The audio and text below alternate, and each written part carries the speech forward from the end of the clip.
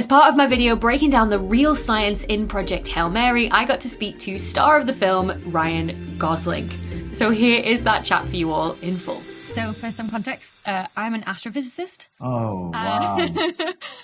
And I just want to say thank you on behalf of all the scientists and sci-fi nerds out there for making this film and bringing this story to life, because it's awesome. Well, thank you for discovering the mysteries of the universe for us. Okay, so I was thinking. Yes. You know how... This isn't intimidating at all. You know how actors I feel have totally to... comfortable talking to a real astrophysicist. You know how actors have to say, like, portray riding a horse or shooting a bow and arrow, and they have to do loads of preparation so that they look like they're experts and they know what they're doing? Yeah. Did you do the same level of preparation so that you knew what you were doing with a pipette?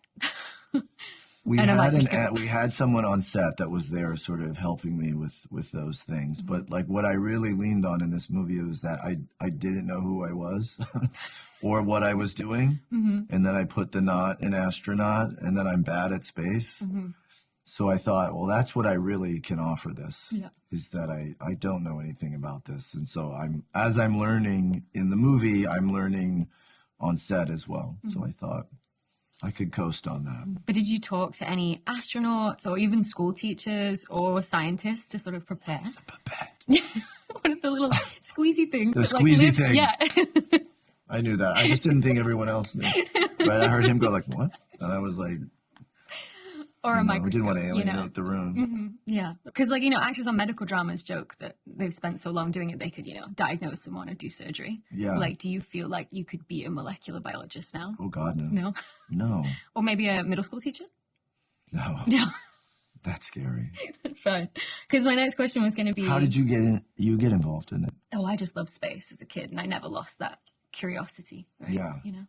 Because I was thinking, you explained to Rocky in the film about relativity and time dilation. Yeah. Would you be able to explain relativity and time dilation to me Not now? to you. No, why would I do that?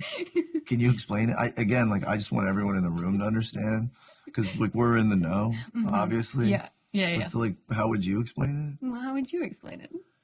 Probably the same way you would.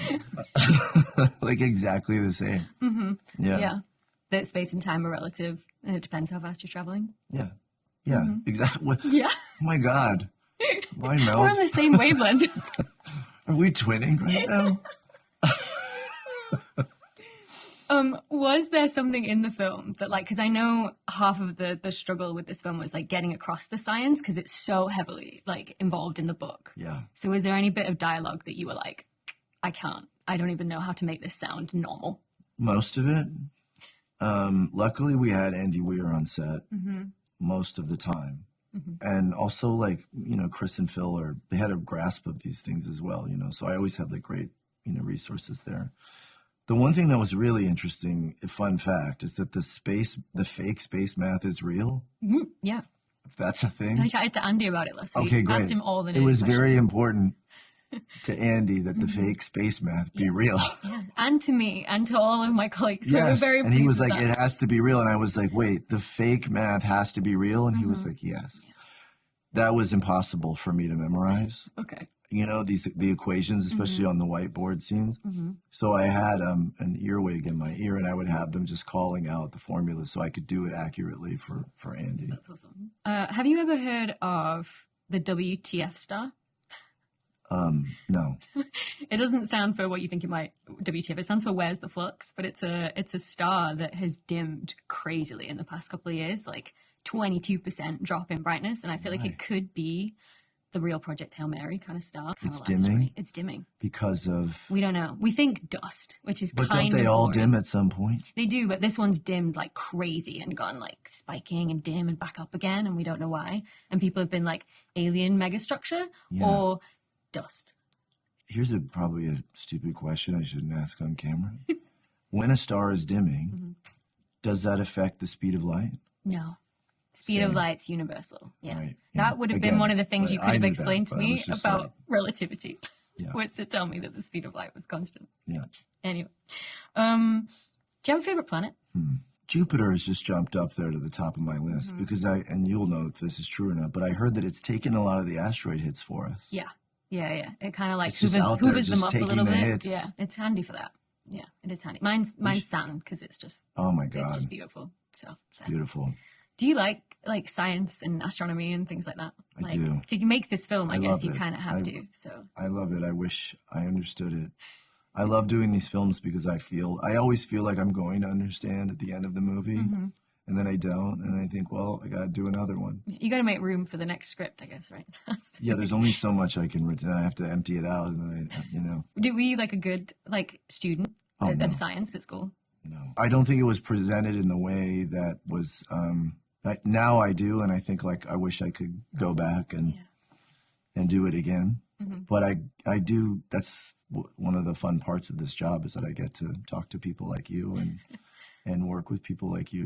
I've gotten to go to NASA many times and hang out with astronauts, and Brian Cox came to set and he was helping us, and I think it's fascinating. Do you think aliens exist? I'm not talking like UFOs and Area 51 conspiracy theories. I mean like life out there in the universe. Again, in front of you, I don't know. I feel like silly saying this. Oh, don't be silly. I think so. Okay, so, good. What do you think?